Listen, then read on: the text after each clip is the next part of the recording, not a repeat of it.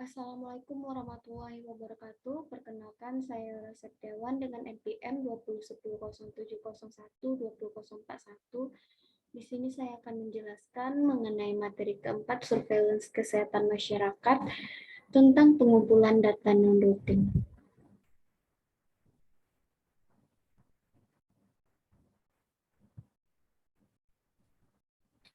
Untuk soal yang pertama yaitu mengemukakan, menjelaskan, dan memberikan contoh metode pengumpulan data non-rutin. Data non-rutin adalah data yang dikumpulkan sewaktu-waktu sesuai kebutuhan dan prioritas pembangunan keluarga yang ditetapkan oleh pemerintah. Metode pengumpulan data non-rutin meliputi yang pertama yaitu survei. Survei sering dilakukan dalam pengumpulan data non-rutin terdiri atas 3 jenis, yaitu yang pertama yaitu survei kesehatan rumah tangga. Survei kesehatan rumah tangga merupakan pengkajian terhadap rumah tangga dengan pemilihan sampel yang dilakukan secara gabungan antara metode acak atau random dan metode pemilihan kriteria tertentu atau persuasif. Contohnya survei tentang PHBS dalam kehidupan rumah tangga masyarakat. Yang kedua ada survei kesehatan nasional.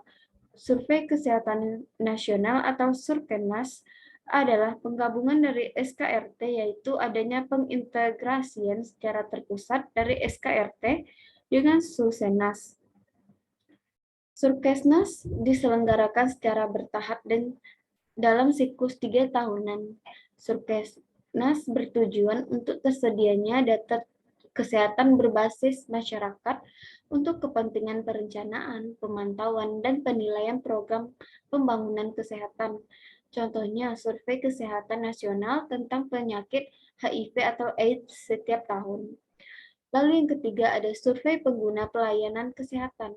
Survei pengguna pelayanan kesehatan atau survei pemakai adalah alat atau instrumen yang digunakan untuk mengkaji persepsi dan sebagian masyarakat dengan menggunakan pelayanan kesehatan. Survei ini bertujuan untuk mengetahui tingkat kepuasan konsumen terhadap pelayanan kesehatan yang diterimanya dan persepsi konsumen terhadap mutu pelayanan tersebut. Contohnya, survei terhadap pasien puskesmas atau rumah sakit terkait pelayanan di rumah sakit atau puskesmas yang bersangkutan. Lalu ada yang kedua yaitu Rapid Assessment Progress. Rapid Assessment Progress atau RAP adalah cara penilaian cepat yang dikenalkan oleh Scrimshaw, SCM, dan Hurtado tahun 1999 untuk memperoleh informasi yang mendalam tentang hal apa saja yang melatar belakangi perilaku kesehatan masyarakat termasuk faktor sosial budaya dalam waktu yang relatif singkat. Kajian cepat merupakan pengumpulan data yang dilakukan dengan metode kualitatif secara sangat terfokus. Ciri-ciri utama kajian cepat yaitu jarak waktu yang pendek antara pengumpulan data dan penyajian hasil, adanya kombinasi antara metode kualitatif dan kuantitatif, dan orientasinya lebih kepada tindakan. Contoh penggunaan metode ini yaitu pengkajian terhadap risiko sosial dari penyakit dan masalah kesehatan. Bentuk metodenya yaitu yang pertama ada individual interviews, yang kedua ada focus group, yang ketiga ada participant observation. Lalu yang ketiga survei demografi. Survei demografi yaitu mengumpulkan data kependudukan dengan konsentrasi mengenai kesehatan, keluarga berencana, juga pengetahuan dan perilaku reproduksi. Contohnya ada data kelahiran dan kematian. Yang kedua, mengemukakan, menjelaskan, dan memberikan contoh pemanfaatan data hasil survei sebagai pengukuran data non-rutin. Survei adalah upaya pengumpulan informasi dari populasi target dengan mewawancarai sebagian populasi yang dianggap dapat mewakili populasi tersebut. Pada dasarnya, terdapat 3 tujuan survei. Yang pertama, untuk mengetahui gambaran suatu populasi atau bagian dari atribut populasi. Contohnya, sensus penduduk seperti gambaran distribusi, umur dan gender, suatu jajak pendapat, untuk mengetahui presentasi perolehan suatu calon, dan survei ketenaga kerjaan, untuk mengetahui gambaran perbandingan angka pengangguran dan angka angkatan kerja. Lalu yang kedua ada untuk menjelaskan mengapa suatu fenomena terjadi yang membutuhkan analisis multivariat.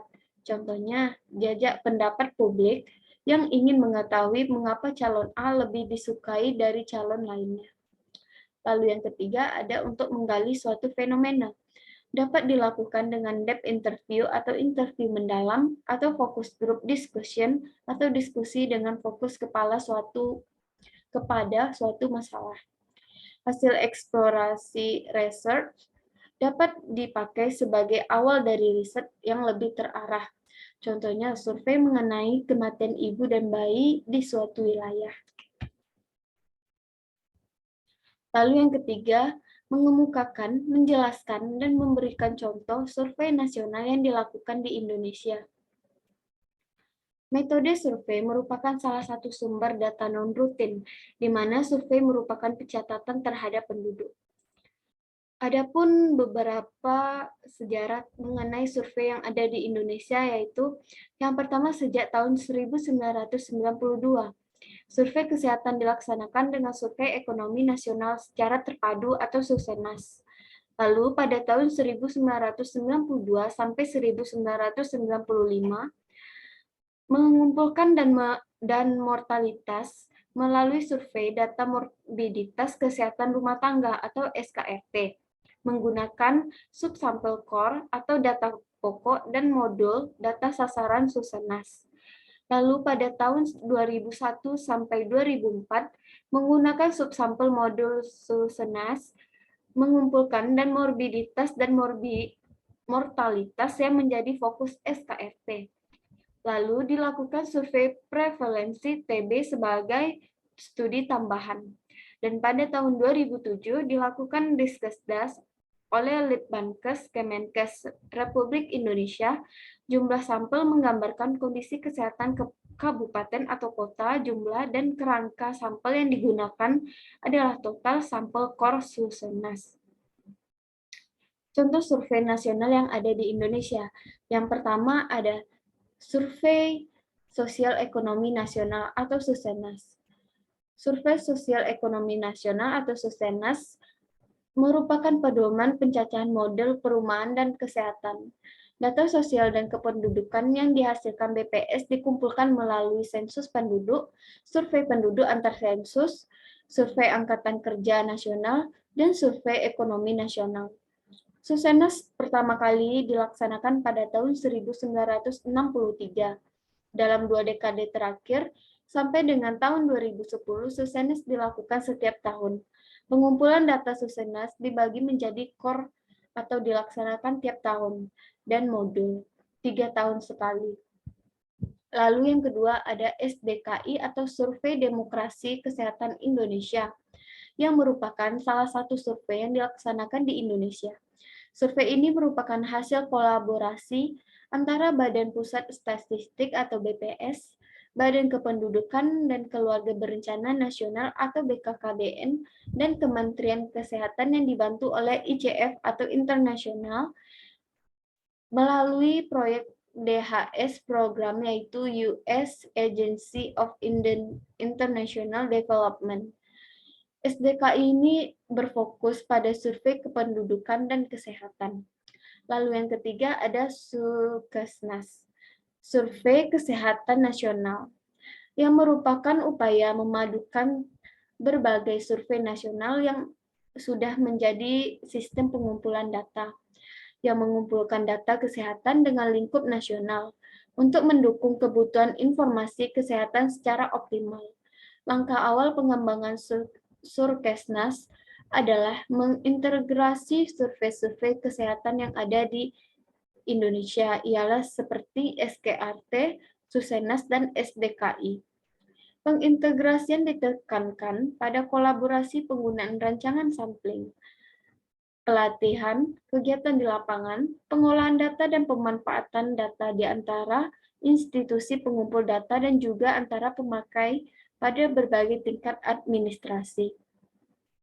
Lalu yang keempat ada Riskesdas atau riset kesehatan dasar, yang merupakan salah satu riset skala nasional yang berbasis komunitas dan telah dilaksanakan secara berkala oleh Badan Litbangkes Kemenkes Republik Indonesia, yang hasilnya telah banyak dimanfaatkan untuk tujuan perencanaan, pemantauan, dan evaluasi program pembangunan kesehatan, baik di tingkat nasional, provinsi, maupun kabupaten atau kota.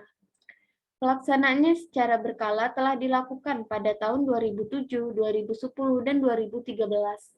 Hasil Riskesdas telah banyak dimanfaatkan untuk tujuan perencanaan, pemantauan, dan evaluasi program pembangunan kesehatan, baik di tingkat nasional, provinsi, maupun kabupaten atau kota.